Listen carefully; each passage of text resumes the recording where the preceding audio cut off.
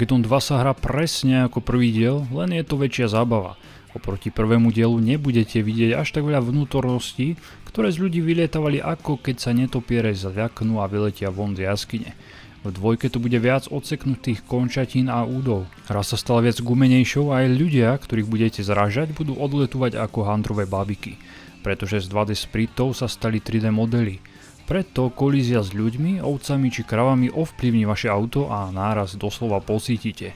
Carmageddon 2 vyšiel takmer rok a pol po prvom diele, presne 30. novembra 1998, čo bol od autorov obrovský výkon, keďže hra prešla z DOSu na Windows a aj graficky sa posunula o poriadny kus. V tom istom roku autori vydali oficiálny grafický pak na CD, ktorý pridáva nové skiny.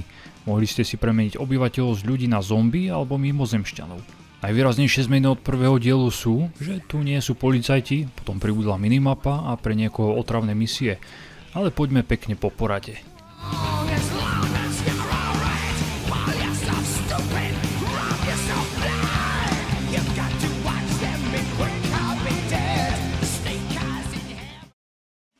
Prvý diel bol surovejší a mal lepšiu atmosféru, no pokračovanie mi príde viac vyladené.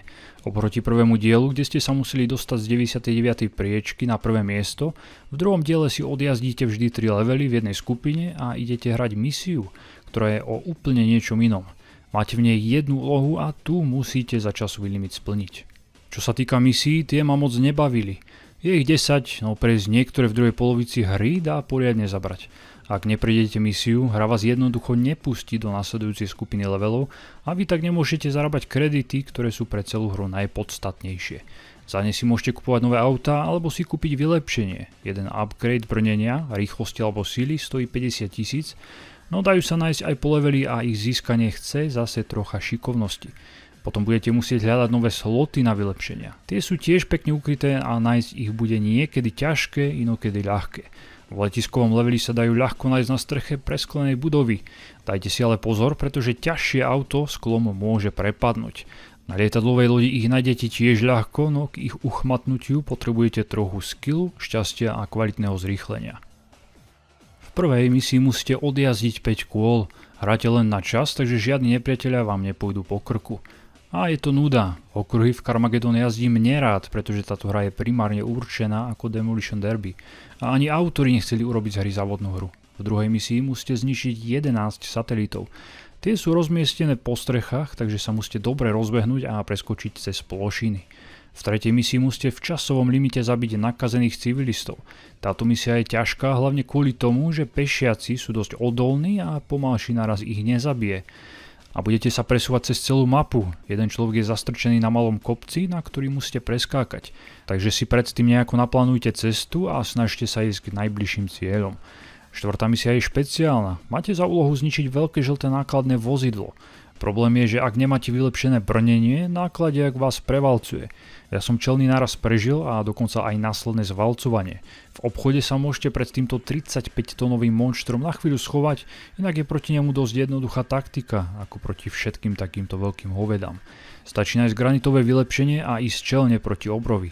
Ten akoby narazí do pohybujúceho sa kameňa a v podstate ho zabijete na jednu ranu. Ja som skúšal používať aj pružinu či míny, no bez väčšieho účinku. Keď ho zabijete, môžete si ho kúpiť za 9 miliónov, no v tom momente toľko kreditov mať nebudete. Ďalšie misie sa väčšinou opakujú. Prejsť okruhy v ľadovej horskej krajine so skokanským mostíkom, zabiť klaunov v zábavnom parku, zničiť veže na lietadlovej lodi a tak ďalej. Potom tu je jedna misia na letisku, v ktorej musíte skočiť na riadiacu väžu a zabiť v nej 4 ľudí. Normálnym skokom sa tam dostať nedá. Trik je v tom, že musíte nájsť a zobrať elektrický bonus na likvidáciu ľudí a keď preletíte väžu, zabijete ich na diaľku.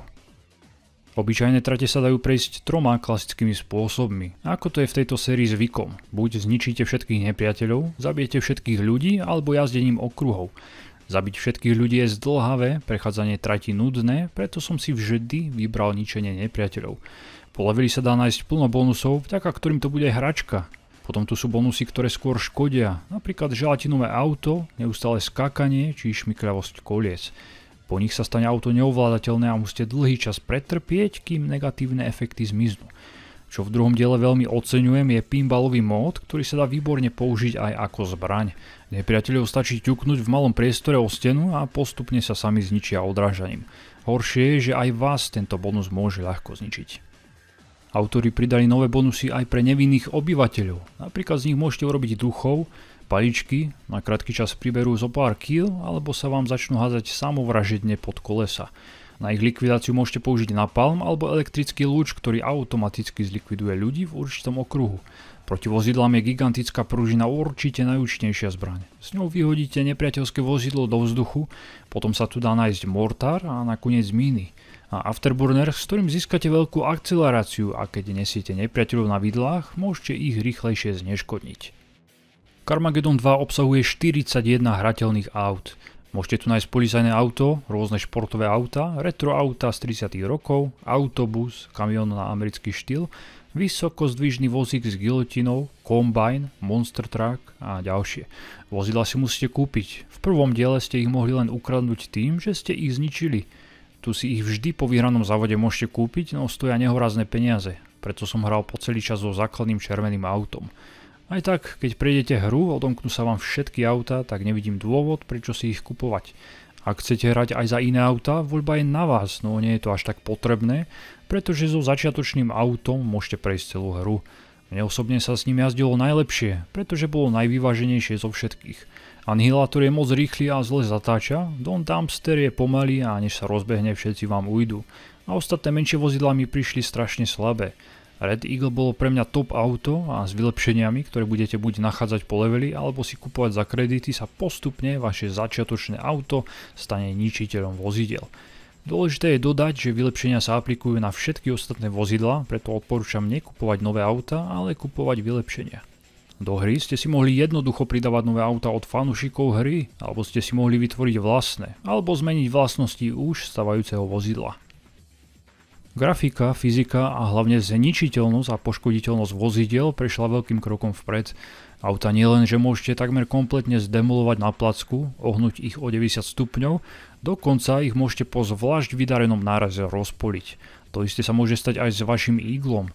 Nepriateľské autá vás už konečne budú poškodzovať oveľa viac než v prvom dieli. Tam ste boli takmer nesmrteľní, no stále ostáva, že baraňou hlavičkou, čiže čelným nárazom, zostanete víťazom vy. Umelá inteligencia sa prispôsobuje vašim akciám. To znamená, že ak jazdíte okruhy, tak sa snažia jazdiť okruhy. Ak búrate nepriateľov, snažia sa držať vo vašej blízkosti a napadajú vás. Ak len tak blúdite mestom, tiež voľne preskúmavajú mesto a nechajú vás na pokoji. Čiže AIčko mi veľmi vyhovovalo. Normálne trate, respektíve Destruction Derby, ma veľmi bavili. Celkovo je v hre 10 lokácií a stručne si ich rozoberieme. Prvé mesto je veľmi rozsiahle a je to jedna z najlepších lokácií v hre. Mesto sa oplatí trpezlivo prejsť celé. Choďte hlavne do banky, ktorá sa nachádza na malom poloostrove. Okrem fúry kreditov nájdete v podzemí pružinu na nepriateľské vozidla. Na konci prvej trate som si mohol kúpiť už 2 vylepšenia, čo bolo super. Druhá trať sa nachádza v banickej oblasti. Moc sa mi nepáčila, celá je taká nejaká šedá, no dajú sa tu celkom ľahko nájsť a zobrať 2 vylepšenia. V tejto oblasti si prejdete prvú okruhovú misiu a dá sa tu nájsť bonus na lezenie po stene. Do všetkých oblastí sa budete veľakrát opakovane vracať, ale to vôbec nevadí, pretože každú oblasť na prvý či druhý krát nemáte šancu prejsť. Preto, keď vás jedna časť mapy začne nudiť, presuniete sa do inej, kde ste ešte s nepriateľmi nebojovali a oni sa presunú poslušne za vami. Tretia mapa je lesná oblasť s pár budovami a riekou, ale najpodstatnejšia časť v tejto lokácii je železničné priecestie, pretože tam prechádza vlak. Vlak je ultimátnou silou, ktorú len tak nepremôžete. Vyrovnáte sa jej, ak zoberiete granitové vylepšenie a nesmrteľnosť. Potom sa dá vlak posunúť, pretlačiť či dokonca prehodiť nabok. Skúšal som ísť proti nemu s najsilnejším autom bez bonusov, no aj tak to nepomohlo. Vlak prechádza cez oblasť vždy v malom intervale, preto je zábavné ho preskakovať či využívať na ničenie nepriateľov. Štvrtú oblasť smetiska preskočím, pretože tu sme si trošku rozobrali so štvrtou misiou.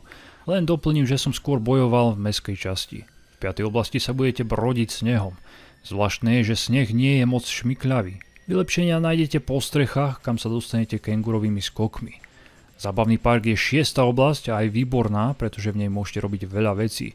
Je tu napríklad horská dráha s aktívnymi sedačkami, sú tu klauni, ktorých môžete prejsť, môžete demolovať auta s monster truckom, ako máte, či sa pozrieť do zoo ku slonom a zistiť, koľko majú v sebe krvi. Letisko je ďalšia skvelá lokácia. Prečo? Vďaka lietadlám samozrejme. Z času na čas bude pristávať lietadlo v pravej časti a vy s ním môžete prísť do styku, podobne ako s vlakom. A okrem toho tu je plno vylepšení a skokov, takže nudiť sa určite nebudete. Po letisku príde ďalšia šialená lokácia. Lietadlová loď. Veľa ľudí ju nemá rado, pretože je tu šialený výťah a nepriatelia sa vám môžu ľahko skryť. Je to totiž jedna tajná a dosť rozsiahla časť v útrobách lodí. Tam sa dostanete dverami, ktoré sa otvoria len vtedy, keď k ním dotlačíte nejakého človeka. Ak sa tam schovajú nepriatelia, tak veľa šťastia. Ja osobne som si tento level užíval. Predposledná lokácia sa odohráva na púšti. Je tam veľa pyramíd a UFO a tiež tunel pod vodou. Ináč vás bude otravovať veľký počet oponentov, ktorých bude až 10 a malý počet power-upov. Také motorové lietadlo sa ťažko ničí bez zbraní. Posledná lokácia sa nachádza pod zemou. Budete sa pohybovať v úzkých tuneloch a moc zábavná mi neprišla.